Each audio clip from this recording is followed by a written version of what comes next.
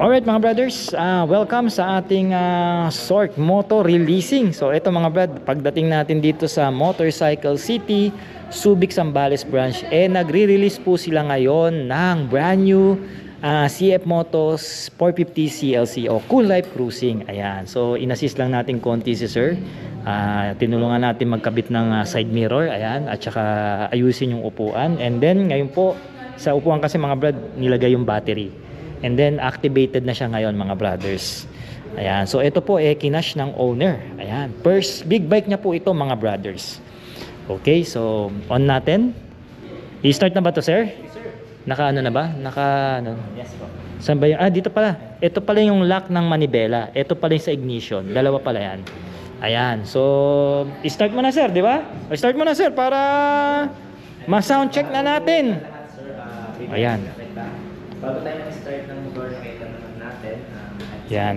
So may standard procedure dito mga brothers. Explain na sa iyo yung mga basic about sa motor, kung paano siya i-operate, at syempre pa yung warranty. No? Kung ano yung mga do's and don't pagdating sa warranty agreement mo sa kanya. So napakaganda nitong jet black finish na CLC mga brad. Oh. Tignan nyo naman. All LED lights yan. Meron siyang chunky tire, no? Kakaiba yung approach ng manibela. Naka N-bar side mirror. Features pa sa motor mga brothers, naka sleeper clutch assist, dual channel ABS, at naka traction control ito mga brad. Okay, yan, all LED lights na to mga brad. Ayan. And then naka liquid cooled 6-speed manual transmission yan mga brad. O di ba? Napaka-macho, napaka-maton pag ito ang motorsiklo mo mga brado. Oh. Di ba? Tapos dual exit yung kanyang muffler, dual barrel pala. Sorry. Ayan, oh. So pag tumunog to mamaya, siguradong napaka-solid nito. Na-test ride na natin to mga brad. Maraming tayong nagawang vlog dito. Test ride, walk around review. Ito yung mga nagawa natin. Naka-belt drive pala siya. No, and then ang gusto ko sa kanya, pwede mo siyang i-single seat. Tanggalin mo yung pillion seat, so mas maganda siya tignan, parang nagiging mukhang bobber siya.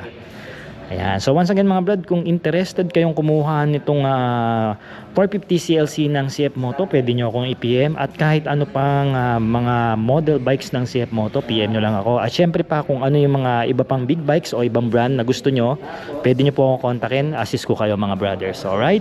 So once again, congratulations po sa may-ari. O di ba? Naka hazard switch pa oh. Sangka pa. Ang ganda talaga ng CLC. Isa sa mga pangarap kong motor to mga brad eh. Okay mga brothers, ayan, ilalabas na itong kakabayad pa lang na CF Moto 450 CLC. Ayan, kinash po yan ng owner. Ayan, magtatay din po sila. Once again, congratulations. Ayan, ilalabas para ma-start na, no, ma-activate na. So at least marinig natin. Ayan, no.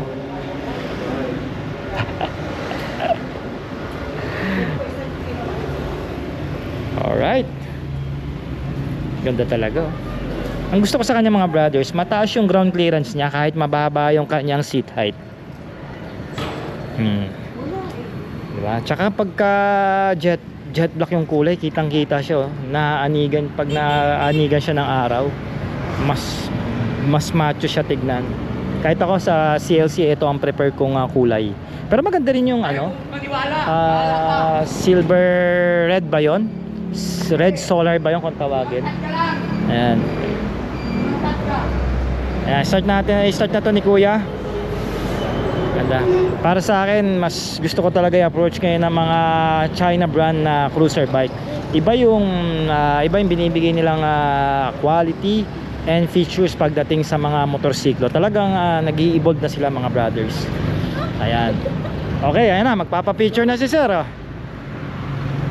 Si sir lang yung bumili, pero si sir hindi gagamit. Ayan oh, congratulations ulit. Subscribe to Sir. Oo, okay, thank you sir, thank you. Congratulations po.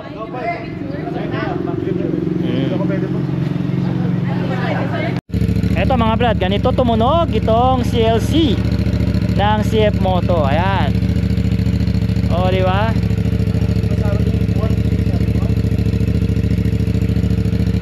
pa lang yung muffler mga brothers, pero kita nyo naman, diba, napaka solid niya na manunog. Lalo pa kaya kung i-open mo, kasi 2 barrel kasi yung muffler niya mga brad eh. Kaya naman talagang pagka tumunog siya, brusko na agad.